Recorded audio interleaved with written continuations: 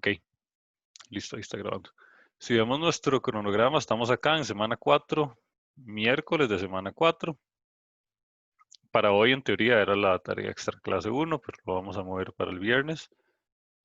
Y para hoy es el último día en el que deberíamos de estar viendo este tema de diagramas de clases y patrones de diseño. Ven que para la siguiente clase ya empezamos como con los temas fuertes del curso, que son este y este otro. Vean que casualmente son los que consumen más tiempo. Y pues bueno, estamos en este punto. Vamos a ver. Profe, una pregunta así rápida. Ajá. Para la tarea lo que le tenemos que entregar es como un documento en Word que tenga el link de nuestro repositorio, ¿verdad? ¿Es así? Sí, y o que no sea en Word, porfa. Que Ah, ok, sea, siempre es.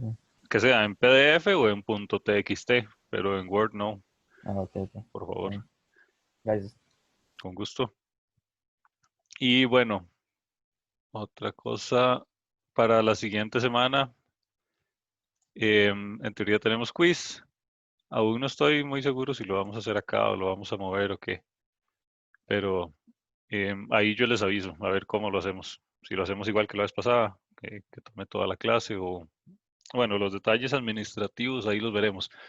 Pero sepan que ya en el panorama, en la siguiente clase, ya sea este viernes o el siguiente miércoles, sepan que tenemos quiz. ¿Y qué va a entrar? Bueno, pues normalmente entra lo que a partir de aquí, a partir de lo que vimos en el quiz 1 hasta lo que sea que se vea en ese momento. Em, bueno, ¿y cómo les fue en el quiz de la vez pasada? ¿Qué les pareció la metodología? ¿Qué les pareció el quiz? ¿Alguna realimentación al respecto? Yo siento que estuvo bien, un poco enredado al principio, pero ya después cuando lo leí bien, sí, todo bien, la verdad. Ujú, ujú. ¿Qué tal les pareció el tiempo disponible para hacerlo? Y súper bien, la verdad. Ok, Mucho tiempo, la verdad. está bien, está bien. Excelente. Bueno, entonces eso sería de avisos parroquiales. Vamos a comenzar con nuestro tema. Una Eh, pregunta. señor, La tarea del extracarcel al final lo pasaron para el viernes, ¿verdad? sí, señor, para el viernes 25, a medianoche igual. Ah, ok, perfecto. Si es que yo he Ujú, llegado tarde, entonces sí, no había escuchado tanto. sí, tranqui, pero sí quedó para el viernes la tarea. Ahorita lo muevo en el tag digital. Em, bueno, el tema de hoy, lo que vamos a tratar de ver hoy de un solo, es el tema de patrones de diseño. Bueno, ¿qué es un patrón? La idea que nosotros tenemos de patrón es algo como que se repite, ¿verdad? Y que uno a partir de una sección podría deducir otra sección por el hecho de que todos se comportan patrones y uno tomando una muestra podría deducir cuál va a ser la siguiente muestra. Vemos por ejemplo esto. Vemos que hay una imagen que está tapada como con dos cuadros ahí. Solo vemos el 50% de esta imagen. Vemos que esto de la esquina superior izquierda es igual a esto, de la esquina inferior derecha. Entonces, ¿qué creen que hay aquí atrás? Atrás de esto y atrás de esto. Bueno, lo que va a haber es exactamente lo mismo, ¿verdad? Entonces, un patrón es esto, es algo que se repite y a partir de lo cual uno tomando una muestra actual podría deducir cuál va a ser la siguiente muestra, y cuál va a ser la siguiente, y la siguiente, y la siguiente, y así sucesivamente, por el hecho de que es algo que se repite. Entonces, vemos que este asunto de los patrones es algo que se da no solo en cosas gráficas, no solo en cosas visuales, también, no sé si se han puesto a pensar, pero la gente tiene lo que se llama patrones de comportamiento. Por ejemplo, es muy mal visto que alguien vaya en su carro y bote basura por la ventana, por el hecho de que el resto de la sociedad no lo hace. Entonces, uno parte del hecho de que si uno va atrás de un carro, esa persona no va a ir botando basura, ¿verdad? Sería raro. Imaginémonos lo contrario. Imaginémonos que dentro de nuestra sociedad costarricense sea normal botar basura por la ventana del carro. Entonces, más bien, cuando uno no lo hace, uno es el que es extraño. Este tipo de cosas se llaman patrones de comportamiento. Y entonces, uno podría deducir, basado en el conglomerado de la sociedad, digamos, en la mayoría de la sociedad, que un individuo que se integre a esa sociedad se va a comportar igual. Sucede lo mismo acá. Vean, por ejemplo, este cuadrito de acá es exactamente igual que este otro. Entonces, si nosotros acá agregáramos otro cuadrito, uno esperaría que fuera igual a este, ¿verdad? Bueno, son cubos en realidad, no cuadros. Entonces, sucede lo mismo también con nuestro comportamiento social, así como dato curioso. Entonces, bueno, de acuerdo a Wikipedia, eh, un patrón es una regularidad discernible. Y entonces, bueno, ¿esto para qué nos sirve? Cuando nosotros estamos diseñando soluciones de software, uno no siempre eh, empieza a diseñar su solución desde cero, sino que uno utiliza varias cosas. Una cosa que utiliza es su experiencia. Entonces uno sabe que si hay algo que le ha funcionado en proyectos anteriores, pues lo va a venir y lo va a aplicar a este, em, sin necesidad de reescribirlo todo. Entonces uno basa sus diseños en experiencia anterior. Entonces, ¿qué, qué es este asunto de la experiencia anterior? Bueno, son soluciones que ya nos han funcionado antes y que las podemos reutilizar en el contexto que estamos actualmente. Hay que hacerle ciertas modificaciones, tiene sus particularidades, porque cada problema es único, ¿verdad? Sin embargo, nosotros podemos utilizar ahí como determinados patrones, casualmente se llaman patrones, que nos han funcionado antes, aplicarlos en los problemas actuales. Noten que todo esto está dentro de un contexto particular. Los problemas pues tienen su contexto. Todos los proyectos que ustedes vayan a recibir acá en la U, en el trabajo, lo que sea, van a tener su contexto particular. Entonces, cuando uno aplica un patrón, uno tiene que hacer ciertas modificaciones, pero los patrones son lo suficientemente genéricos para que permitan ser aplicados en diferentes contextos. Y entonces, un patrón puede ser, un patrón de software puede ser visto como una buena práctica de programación, como una solución probada para un problema particular. Y es vacilón porque este asunto de los patrones es algo globalmente utilizado por todos los ingenieros de software, todos los profesionales de software. Nadie parte de cero cuando tenga que diseñar un problema. Piensen, por ejemplo, ustedes saben que Microsoft es la empresa encargada de hacer Windows, bueno, los dueños de Windows. Cada vez que hacen una nueva versión de Windows, ustedes no esperen, digamos, que voten todo lo anterior y hagan uno nuevo de cero. No sé, por ejemplo, pensemos en el paso de Windows 7 a Windows 10. Si bien es cierto, son diferentes, se ven diferentes, al final los principios siempre son lo mismo, ¿verdad? Siempre tenemos ventanas, siempre tenemos una barra de inicio, uno instala aplicaciones, instala software, después por otro lado los puede borrar, tienen un rendimiento muy parecido. Em, entonces, ven que en el fondo es lo mismo, con apariencia diferente y con varias correcciones de errores. Entonces, eso es un ejemplo muy visual, muy sencillo de entender, de cómo para cada proyecto nuevo, para cada problema nuevo, uno no escribe todo desde cero, todo el diseño, sino que lo hace basado en lo que ya hay. Entonces, bueno, ¿cómo nacieron los patrones? Existían eh, muchos profesionales que hacían esto, que basaban su experiencia, que basaban sus diseños en experiencia anterior y conforme se fueron haciendo como más viejillos, ya fueron teniendo como más experiencia y así. em, entonces se dieron cuenta de que lo que un diseñador utilizaba, otro también lo utilizaba muy parecido. Lo utilizaban de manera empírica, sin un nombre particular, sino que era simplemente experiencia hablada.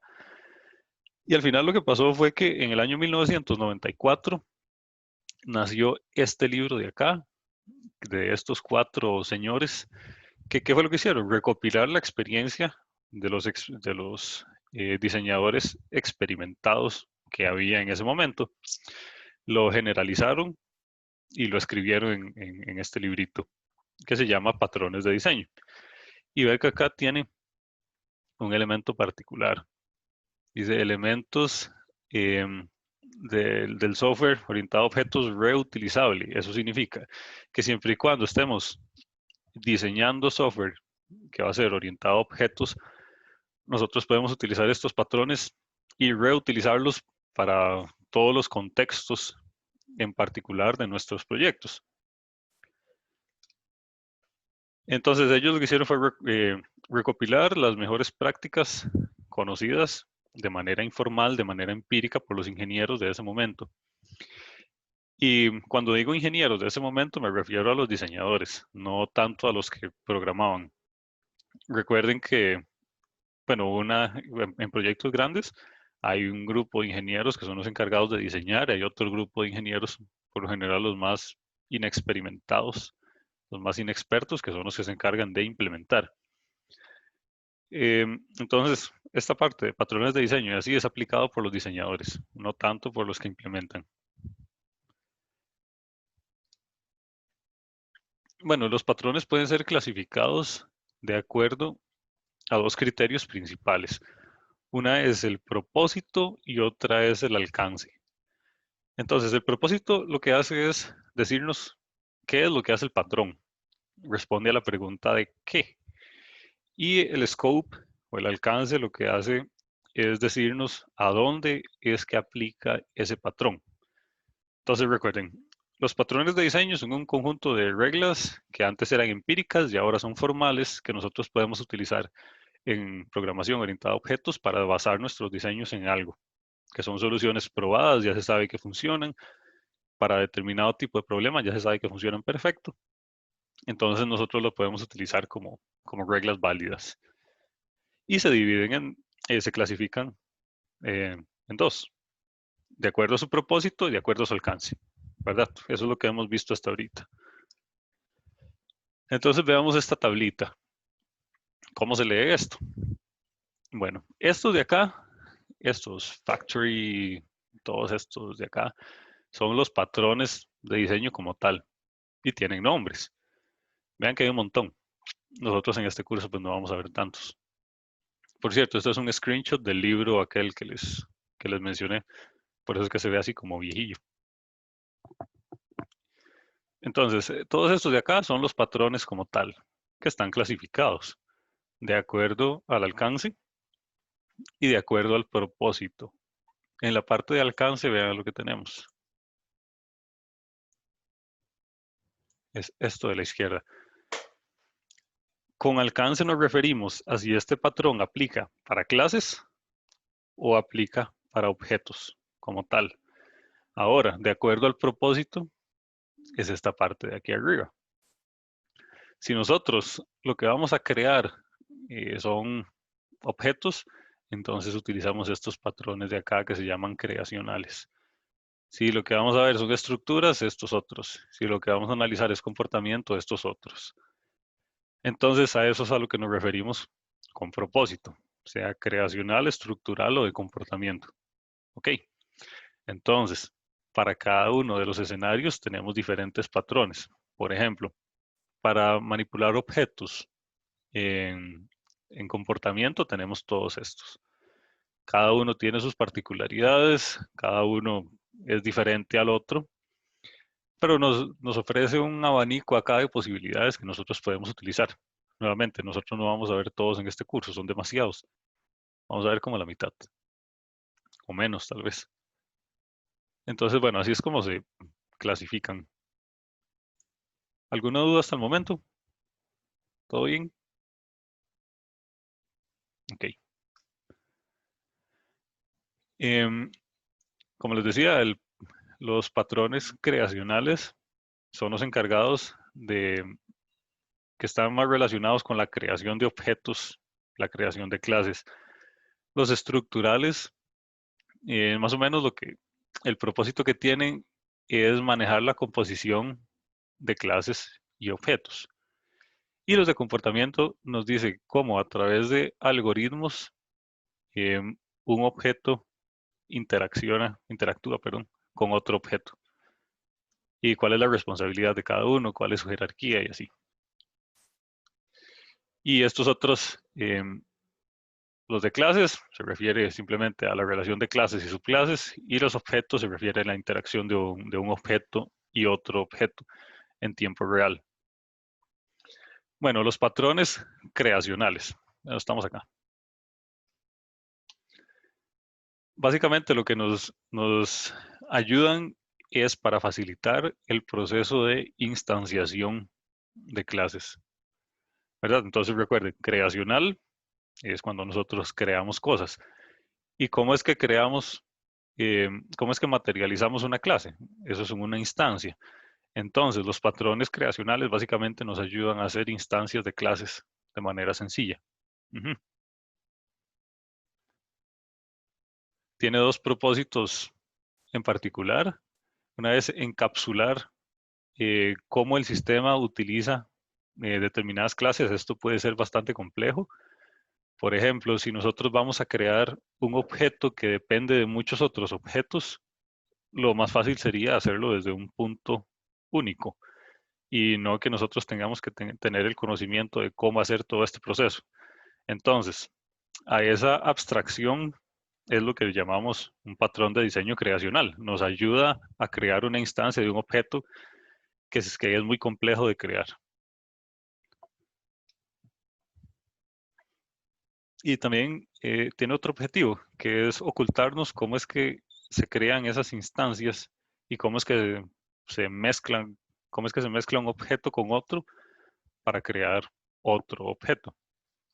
El primer eh, patrón de diseño creacional que vamos a ver es este de acá. De hecho, esto de aquí arriba es el nombre.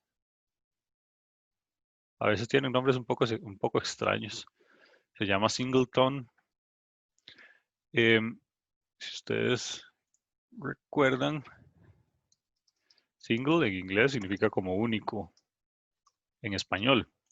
Entonces ya esto nos da una idea de qué es lo que hace este patrón. Entonces esta sería como la manera sencilla de poder aprendérselos. Bueno, ¿cuál es su propósito? ¿Cuál es el propósito de este patrón llamado singleton?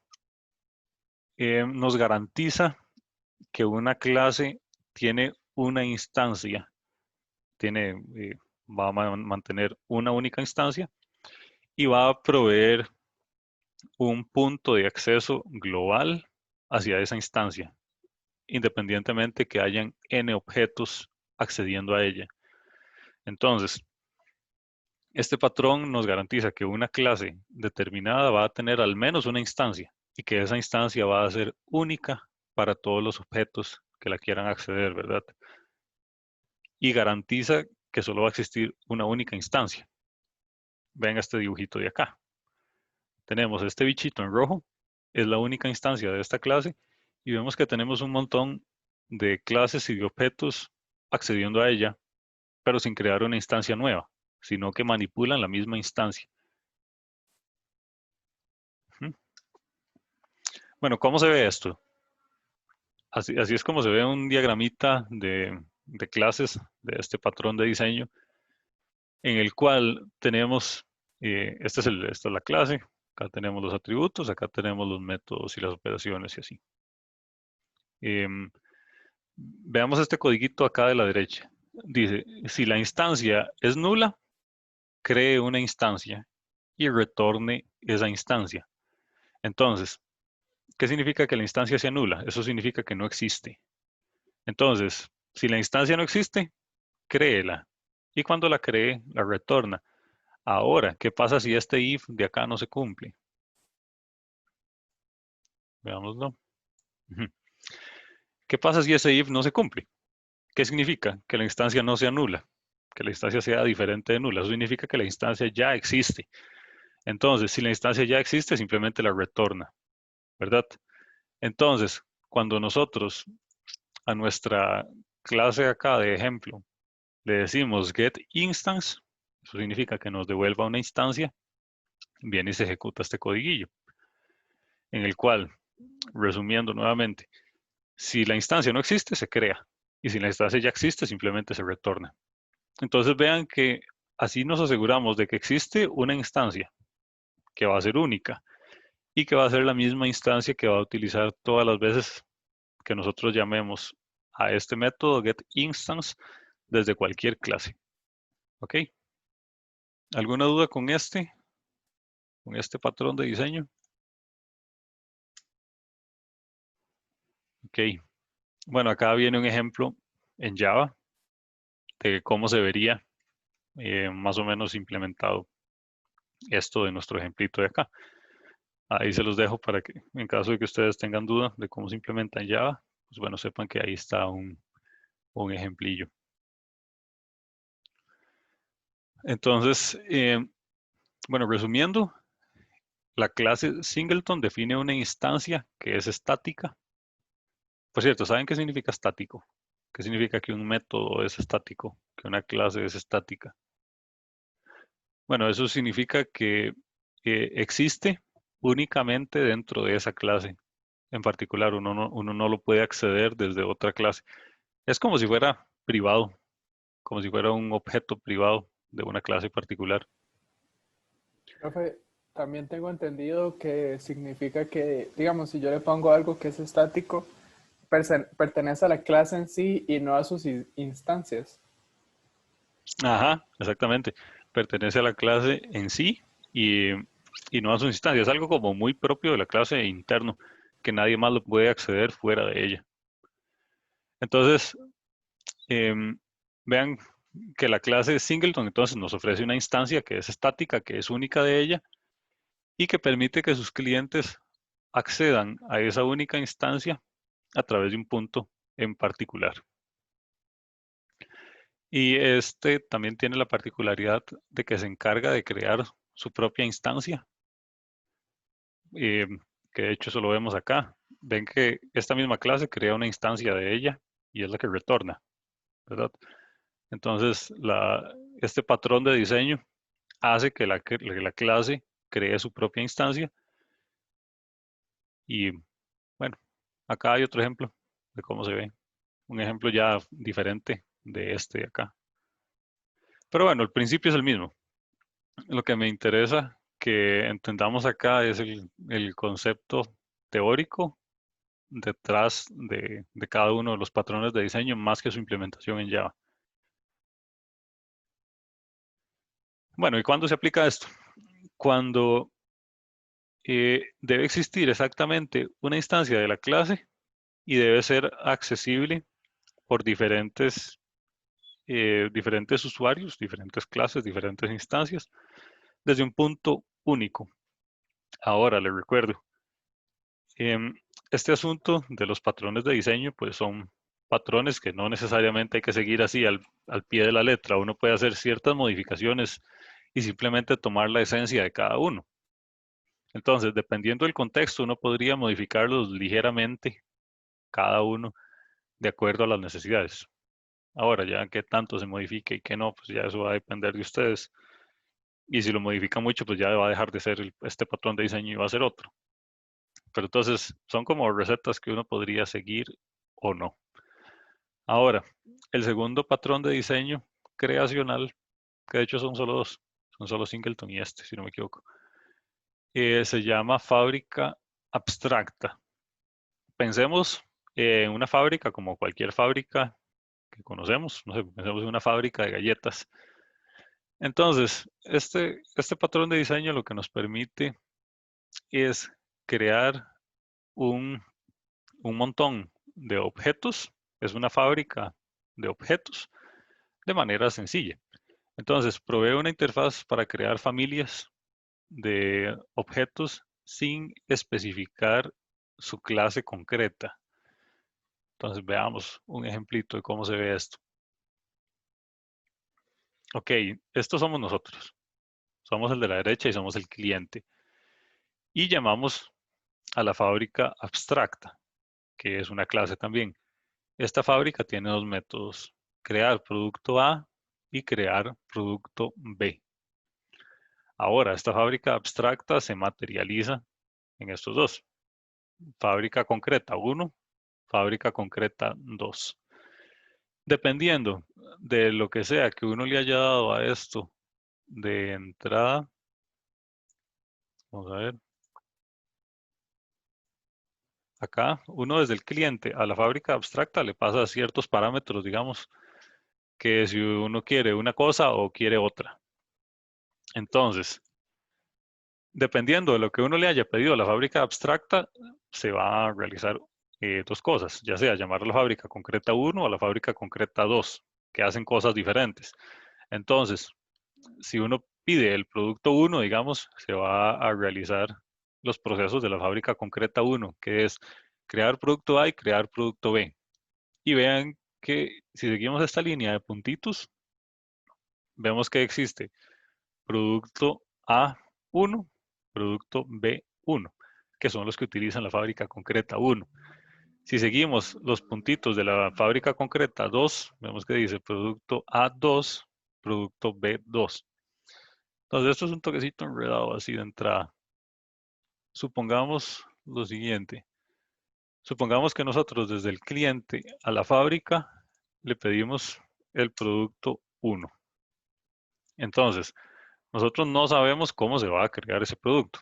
Eso es lo interesante de utilizar este patrón de diseño. Que uno solo le dice, yo quiero el producto 1. Ahora usted, fábrica abstracta, ve a ver qué hace, pero me tiene que dar el producto 1. Entonces, la fábrica abstracta llama a esta fábrica, que ya no es abstracta, sino que es concreta, que se va a encargar de darnos el producto 1. Ahora, ¿cómo lo hace? Utiliza el producto 1, el producto A1 y el producto B1. Y eso es al final lo que se le retorna al usuario. Ahora, si nosotros, en vez de querer el producto 1, queremos el producto 2, pues entonces adivinen qué es lo que va a pasar. De ahí va a pasar lo mismo, solo que vamos a llamar a la fábrica concreta 2. Vamos a llamar a esta de acá. Y esta de acá va a consumir el producto A2 y el producto B2. Entonces, resumiendo, ¿qué es lo que nos permite hacer una fábrica abstracta? Es algo que uno le pide un producto en particular y ella se lo fabrica. ¿Cómo lo hace? Pues nosotros no sabemos. Nosotros simplemente le pedimos el producto, que él nos lo dé y ya. Nosotros nunca vamos a entrar en detalles de implementación de cómo es que se crean esos productos. Eso es algo, es una complejidad que tiene dentro la fábrica abstracta. Ok, entonces bueno, esto es este patrón de diseño. Hace que el proceso de instanciación de objetos complejos se haga desde un único punto particular, que es la fábrica abstracta, y que sea sencillo. Pensemos, acá solo teníamos dos productos, producto A y producto B, pero ¿qué tal si son 100 productos? ¿Y qué tal si una fábrica, no sé, necesita llamar a otra fábrica o así? Entonces, el proceso de creación a veces puede ser súper complejo. Hasta el momento nosotros lo que hemos hecho es una instancia de una clase, de 2 clases, 3 a lo mucho, pero pensemos que sean un montón. Entonces, esto se utiliza cuando crear objetos es bastante complejo y cuando un objeto depende de otros muchos objetos y así. ¿Alguna duda hasta el momento? ¿Se entiende? Sí, todo bien. Ok. Todo bien, profe. Entonces, nosotros, ahora, bueno, acá ya está escrito formalmente todo lo que hemos hablado hasta el momento. Una única instancia de una fábrica concreta es creada en tiempo de ejecución. Entonces, o se crea esta, o se crea esta otra, ¿verdad? O se crea la 1 o se crea la 2. ¿Quién es el que decide eso? Bueno, dependiendo de lo que sea que haya pedido el cliente. Acá pues no tenemos atributos ni nada, pero uno cuando crea la clase abstracta le tiene que pasar algún parámetro de qué es lo que quiere, sino qué es lo que va a crear. Entonces, la fábrica concreta nos crea el producto que nosotros queremos, que la fábrica abstracta le dijo que era lo que nosotros queríamos. Y la fábrica abstracta es la que se encarga de tomar las decisiones de a cuáles fábricas concretas son las que tiene que llamar. Nada más. Bueno, acá viene un ejemplo particular, bueno, materializado, ya no genérico, de lo que veíamos hace un rato, que es cómo crear widgets. Entonces, dependiendo del widget que el cliente quiera, se llama a un widget o a otro. Ven que tiene nombres raros, es el nombre del widget. Y cada uno de estos, pues consume otros recursos de otras clases. Ujú. Acá viene un ejemplo en Java de cómo se ve esto. Entonces, bueno, ahí lo dejamos. ¿Cuándo se debe aplicar esto? Cuando el sistema debe ser independiente, y esto es algo muy importante, de cómo es que los productos se crean, cómo se componen y cómo se representan. Entonces, básicamente es, en resumen, una fábrica abstracta nos hace más fácil el proceso de instanciación de productos que son complejos, de productos que dependen de muchas clases. Ese sería un buen resumen. Ahora, ya terminamos los patrones creacionales. Eran solo dos. Estamos acá, ¿verdad? Ajá.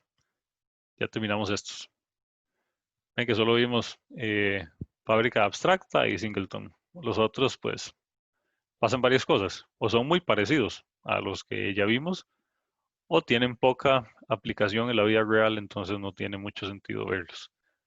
Ahora estamos acá, con los patrones estructurales. Ven que nuevamente son un montón. Evidentemente no los vamos a ver todos. En caso de que sientan curiosidad, recuerden que también pueden recurrir a la bibliografía del curso. En la bibliografía del curso está este libro. Entonces, no sé si a ustedes les interesaría saber cuáles son el resto de patrones de diseño que existen, podrían referirse a ese librito que resume muy bien todo lo relacionado a este tema de patrones de diseño. Y ahí sí vienen todos, ahí vienen con ejemplos. Y cada uno trae una explicación gigante. Entonces ahí se podrían dar gustos si es lo que quisieran.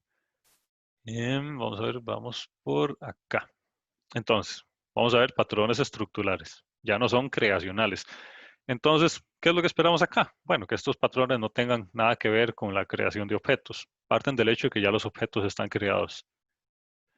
Ahora, lo que nos ocupamos es de cómo esos objetos se componen a partir de estructuras grandes. Y nos centramos más en la funcionalidad y en la composición en tiempo de ejecución. Vemos que tenemos acá nuestro primer patrón estructural. El primero que vamos a ver se llama facade, que facade en inglés significa fachada. Bueno, es como la fachada de una casa. Háganse la idea que es la fachada de una casa. Entonces, ¿este patrón para qué sirve? Bueno, permite unificar hacia un montón, perdón, un montón de interfaces en una misma interfaz. Esto hace que el sistema sea más fácil de utilizar. Veámoslo con un dibujito. Acá.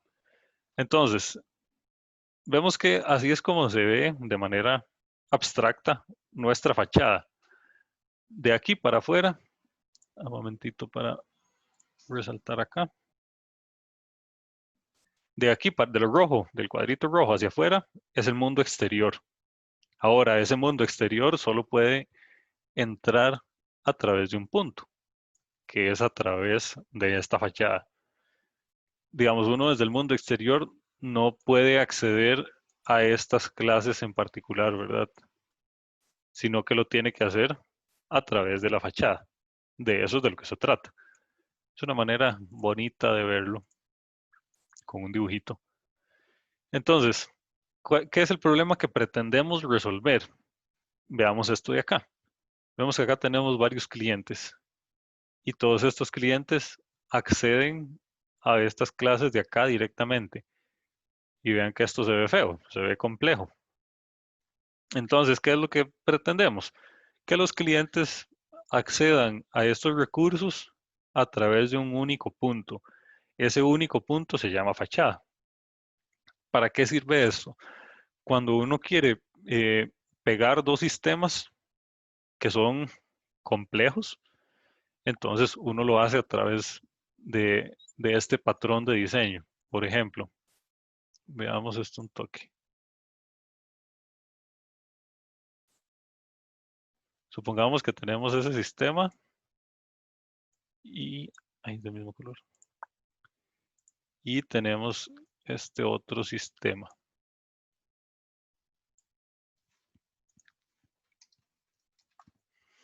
Sistema 1.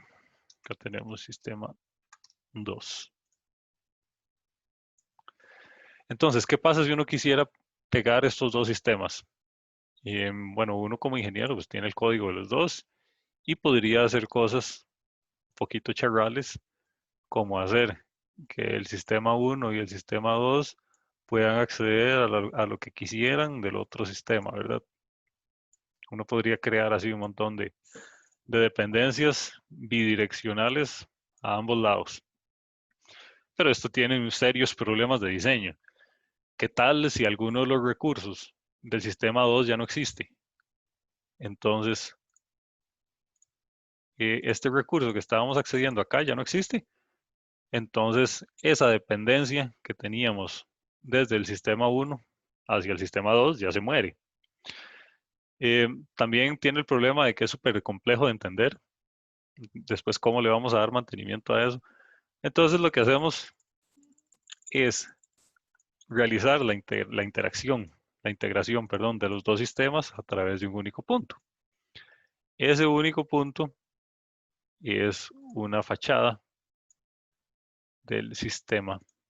Entonces, a estos sistemas le añadimos acá una capita intermedia a través de los cuales nosotros nos vamos a poder comunicar a través de un único punto. Entonces, de acá podemos hablar del sistema 1, podemos hablar con el sistema 2 y del sistema 2 con el sistema 1. Vean que todo el sistema 1 podría cambiar como quisiera, pero nuestra interfaz va a permanecer intacta, que eso es algo bastante valioso.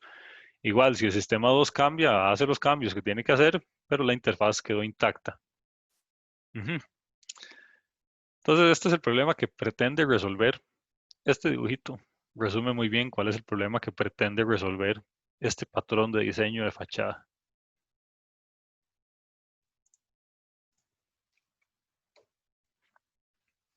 Bueno, aquí viene de manera textual lo que ya hemos hablado.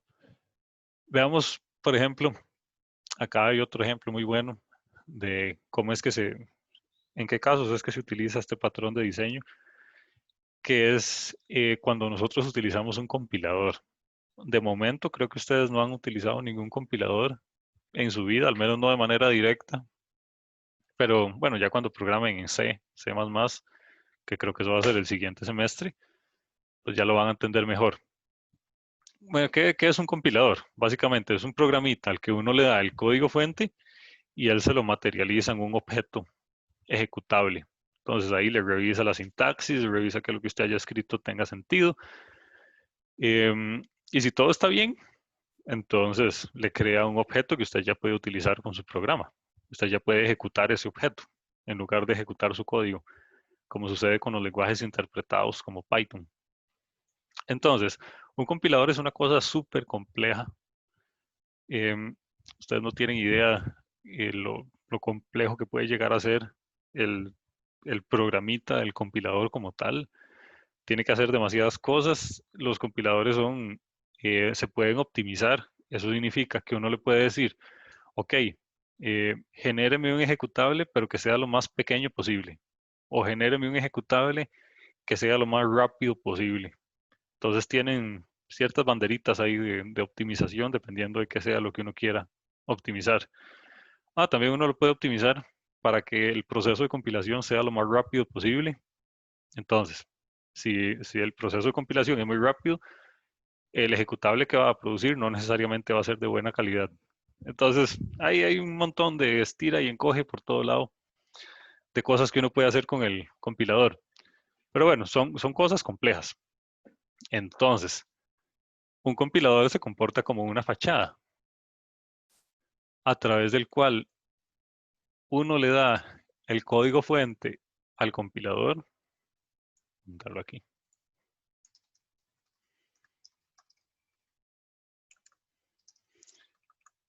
fuente. Ajá, uno le da el código fuente al compilador y él hace por debajo este montón de cosas. Este es un compilador, este es un diagrama de un compilador relativamente sencillo. Entonces vean que el compilador por debajo primero llama a esta clase scanner, después llama a esta clase parser, después llama a esta otra, después llama a esta otra que es el encargado de generar el código ensamblador. Esta clasecita llama a esta otra. Y ahí ven que hay un montón de relaciones entre diferentes clases de este compilador. Entonces, esto básicamente nos abstrae cómo es el proceso de compilación, que ya ven que es complejo, nos lo abstrae a través de un único punto, que es esta clasecita de aquí. Entonces, el compilador, recuerden que se comporta como una fachada del montón de cosas tan complejas que hace. Por ejemplo, uno no podría agarrar el código fuente y venir y generar el código ensamblador de una vez. Al menos no debería, porque hay otro montón de procesos que usted no ha realizado antes y si hace esto, pues le va a dar un error ahí rarísimo. Ok, ¿alguna duda con este patrón de diseño? ¿Todo bien? Ok. Todo bien, bro. Hay otro patrón de diseño que es bastante fácil de entender también, que se llama el patrón adaptador. Bueno, la manera más sencilla de ver esto es con este dibujito. Ven que nosotros tenemos un conector que tiene puntas europeas, si no me equivoco. Sí, creo que sí. Tenemos este cosito que queremos conectar, pero tenemos puntas europeas. Ahora, ¿qué pasa si uno quiere conectar esto a una casa? Acá en Costa Rica, pues no va a poder. Necesita un adaptador que le convierta estas puntillas europeas a unas puntillas de estas que utilizamos nosotros acá, que son estas. Si se fueran para Rusia, la Unión Soviética, por ahí, van a utilizar de estas otras. Esta creo que es como para Japón o así. Entonces, un adaptador, ¿qué es lo que nos permite? Bueno, agarrar algo que nosotros tenemos, adaptarlo para que pueda ser utilizado para nuestros propósitos. Entonces, este patrón de diseño nos permite convertir la interfaz de una clase en otra interfaz, con el fin de que otro recurso lo pueda consumir. Veamos esto con un dibujito. Vamos a ver, supongamos que nosotros tenemos una clase que tiene esta interfaz y queremos pegarla con otra clase que tiene una interfaz completamente diferente. Ajá, que es esta otra que es un cuadrado.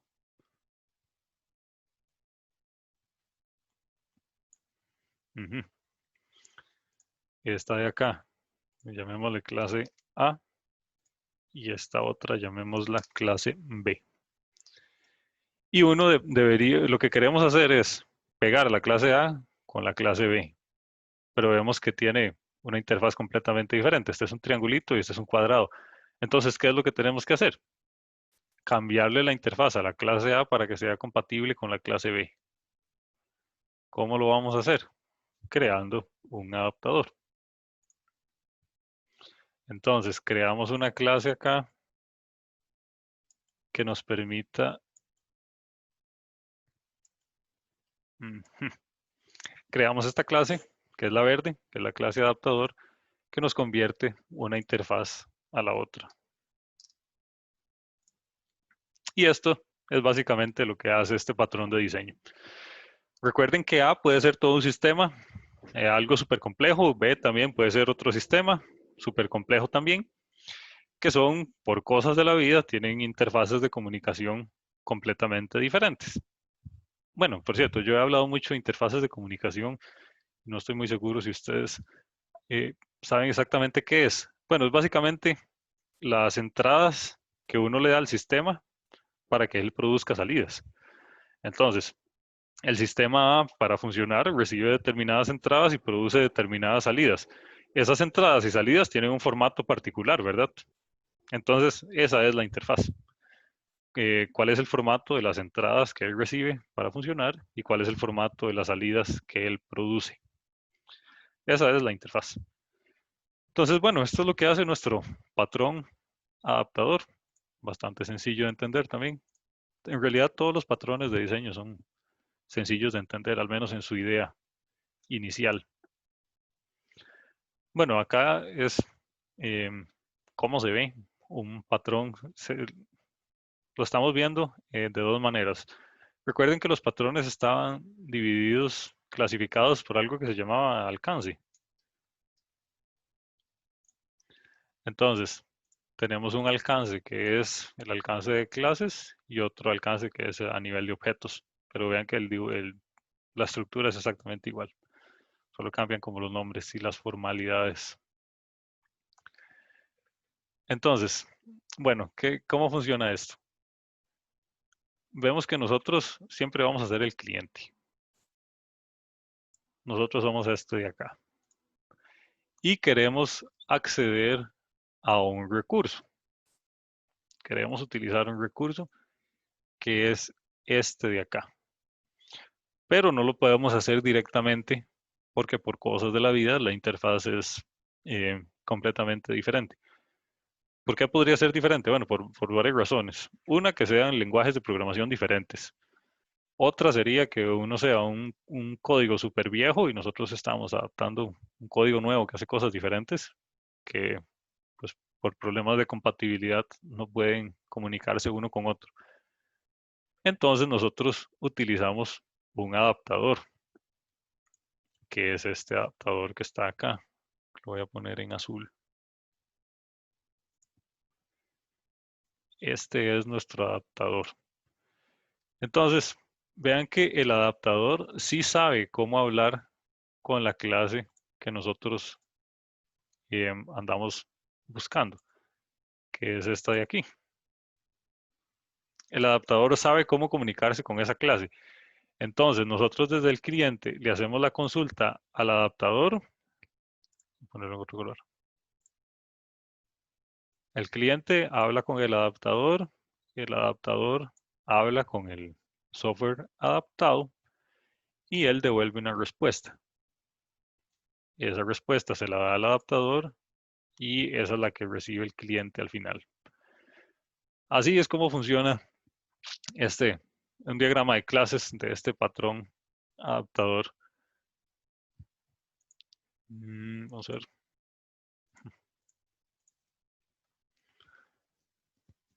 Ok, entonces los clientes lo que hacen es llamar al adaptador en lugar de llamar a la clase en cuestión, a la clase objetivo en cuestión, por el hecho de que las interfaces son diferentes.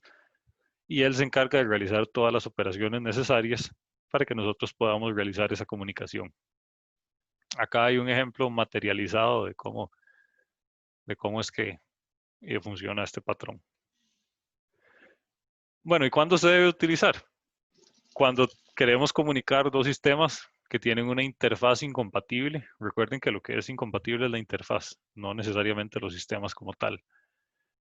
O queremos comunicar un sistema X con diferentes sistemas Y que son incompatibles, que lo podríamos arreglar, que podríamos arreglar la compatibilidad entre uno y otro, pero que si lo hacemos se nos va a descomponer otro sistema que quiera acceder a él. Por ejemplo, queremos comunicar este sistema con otros de aquí. Cada uno de ellos son diferentes. Entonces nosotros queremos hacer algo así. Los de la derecha son los clientes que consumen los recursos de la izquierda. Entonces, cada flecha de esta roja representa un adaptador, porque todos los de la derecha son recursos diferentes.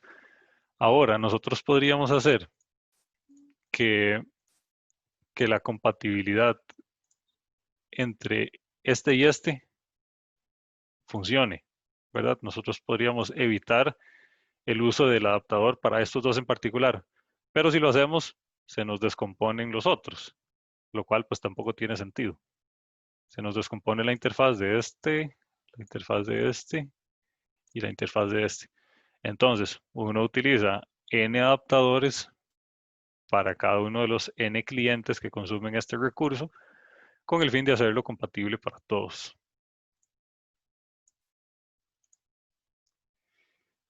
Y bueno, ¿cuáles son las consecuencias de utilizar este patrón de diseño? No va a funcionar cuando queremos adaptar una clase y todas sus subclases, porque simplemente adaptamos la interfaz. Y bueno, esos fueron los patrones de diseño estructurales. ¿Alguna duda hasta el momento? ¿Todo bien? Y como ven, la idea esencial de cada uno es bastante fácil de entender. Ahora vamos a ver el último tipo de patrones de diseño que se llama patrones de diseño de comportamiento. Básicamente nos dicen, bueno, se refieren a los algoritmos y las responsabilidades de los objetos que fueron manipulados por esos algoritmos entre sí.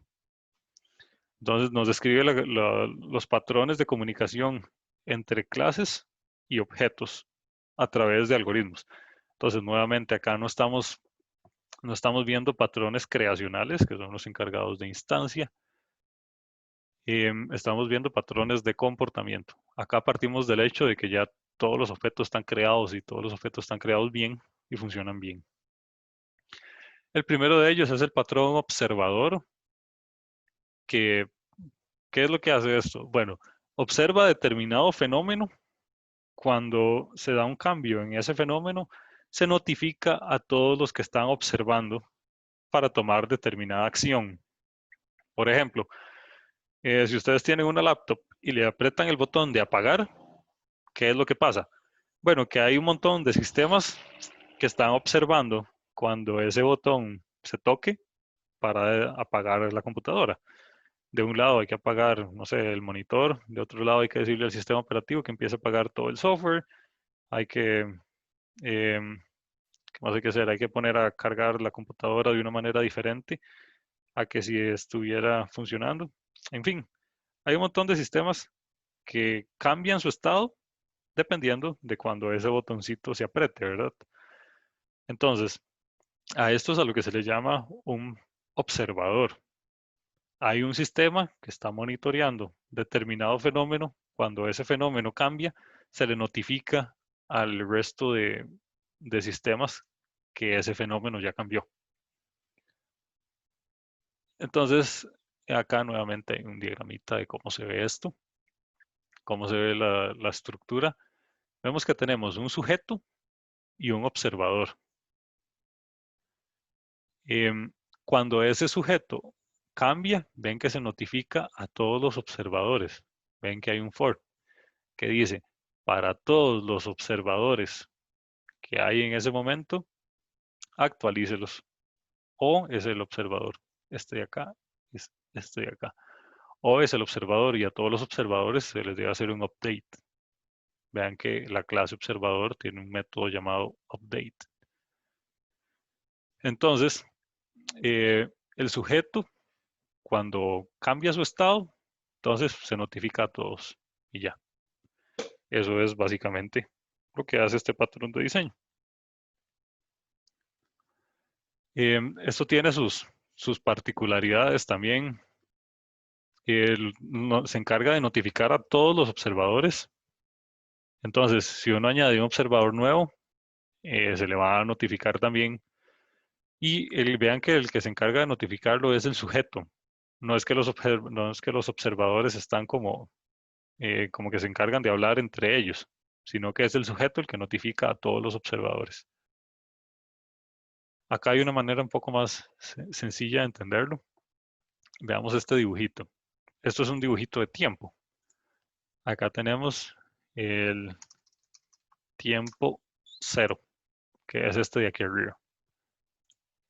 Entonces, el observador 1, digamos, le setea un estado al sujeto. Ese sujeto hace cosas y cuando se modifique su estado, entonces se le hace saber al observador 1, ¿verdad? Le dice, bueno, yo cambié. Se le da la señal de alerta de que cambió. Entonces, el observador obtiene cuál fue el estado nuevo al que cambió. Vean que el update solo le dice que algo cambió. El get state es el que le da el nuevo estado. Y vean que el sujeto también se encarga de notificar al observador 2, que es este de la derecha de acá, y este observador 2 hace exactamente lo mismo. El sujeto le dice, yo cambié, el observador le dice, bueno, ¿por qué fue lo que cambió? Si existieran más observadores, el sujeto le va a notificar a todos. Y así es como funciona este patrón de diseño, bastante sencillo de entender también. Acá hay otra vez un ejemplito de cómo es que se ve.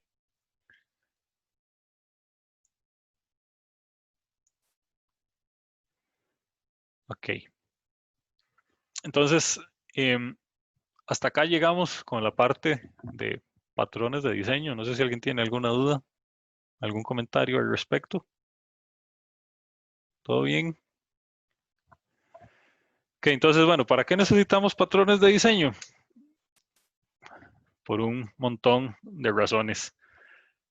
Por el hecho de que son soluciones que están probadas, sabemos que funcionan y son buenas prácticas de programación universales. Entonces, un diseñador podría compartir su diseño con alguien más y lo va a entender igual. Finalmente, existe un patrón de diseño particular. Tiene sus particularidades porque casi que solo se utiliza en modelos web, que se llama modelo vista controlador. Todo pegado, modelo vista controlador. Eso es así porque es el nombre de cada uno de sus componentes. Uno es el modelo, uno es la vista y otro es el controlador. Y se conoce como MVC. Así que son las iniciales. MVC. Normalmente este es conocido como por sus siglas en inglés. Nadie le dice modelo vista controlador, todo el mundo le dice MVC. Entonces, para que lo tomen en cuenta. Entonces, los patrones de arquitectura, arquitecturales, lo que nos dicen es cómo se comporta la arquitectura del sistema como tal. Entonces, vean esto de acá. Esto es un diagrama de arquitectura de un sistema ahí X. Vean que esto está a un nivel mucho más alto de los patrones de diseño que hemos visto, ¿verdad? Por ejemplo, uno lo podría decir, ah, mira, aquí la nube está actuando como un observador entre el web app y el bus de datos. ¿Verdad que no? Porque eso está a un nivel más arriba. Los diagramas de arquitecturas básicamente son puros bloques que nos dice cuáles son los componentes del sistema y ya. Cómo interactúan esos componentes, eso no viene especificado aquí. A un nivel más bajo están los patrones de diseño que hemos visto hasta el momento. Entonces recuerden, los diagramas de arquitectura, todo lo relacionado a arquitectura, simplemente nos dice cuáles son los componentes que tiene el sistema. No nos dice cuáles son los detalles de comunicación entre un componente y otro. Estamos a un nivel más alto. Entonces, el modelo vista controlador es uno de los patrones de arquitectura. Recuerden, arquitectura, que es diferente a los otros patrones de diseño, que es uno de los más comunes actualmente. Y por eso es que vamos a hacer acá una pequeña anotación con él. Básicamente divide el sistema en tres partes. Una parte es el modelo, una es la vista y otro es el controlador, que por eso se llama MVC. Y básicamente es el estándar que se utiliza en diseño web.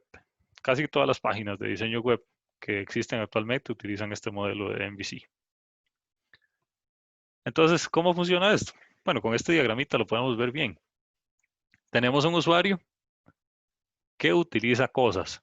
Esas cosas que utiliza son el controlador. Y ese usuario también ve cosas, que esas cosas que ve vienen en la parte de vista. Ahora, existe una cosa acá que se llama el modelo.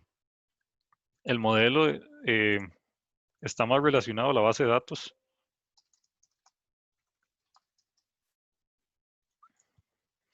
El modelo está más relacionado como a cuál es el estado actual del sistema. Entonces, Y pues básicamente eso es. Tenemos que un usuario puede controlar cosas, esas cosas que controla actualizan la base de datos y la vista, pues como solo ve, solo muestra cosas, simplemente consume el estado de la base de datos y lo muestra al usuario y ya. La parte más pesada está acá en el controlador, que es básicamente la que lleva a cabo las acciones de todo el modelo, se llevan a cabo en el controlador. Este controlador le pasa los datos que cambiaron al modelo para que él los guarde. Vean el modelo siempre como la base de datos. Y los cambios y todas las cosas se muestran en la parte de vista. Y eso es todo. Ese es como el único diagrama, el único patrón de arquitectura que vamos a ver, porque es básicamente el único que se utiliza. Y así va a ser por los próximos años. Entonces no tiene sentido ver otros, aunque sepan que sí existen otros. Entonces, bueno, esta fue nuestra clasecita de hoy. No sé si alguien tiene alguna duda, algún comentario con algo. ¿Estamos todo claro? Profe, ¿usted tiene consulta? Sí, sí hay consulta. Em, ¿Y se pueden hacer preguntas de la tarea, profe? En sí, consulta. sí, claro. Ok. Sí, recuerde que damos consulta yo y el asistente. De hecho, estoy viendo que el asistente acaba de escribir ahí en el grupo de datos. Entonces, si son dudas más como de progra, de cómo hacer algo, de un error de compilación que tengan, lo que sea, les recomiendo verlo con el asistente. Si son cosillas, no sé, dudas un poco más diferentes, entonces sí lo pueden ver conmigo. Eso es con el fin de dar un poco más de disponibilidad de consulta a ustedes, porque pues yo no siempre los voy a poder atender. Entonces, el asistente nos va a hacer el favor de ayudarnos con eso. Entonces ahí usted decide a quién le pide ayuda. Ok, Ok. profe, pura vida, muchas gracias. Bueno, entonces, si no hay más dudas, estaríamos por hoy. Muchas gracias. Tengan un bonito día. Muchas gracias, profe. Gracias, profe. Gracias. Gracias, profe.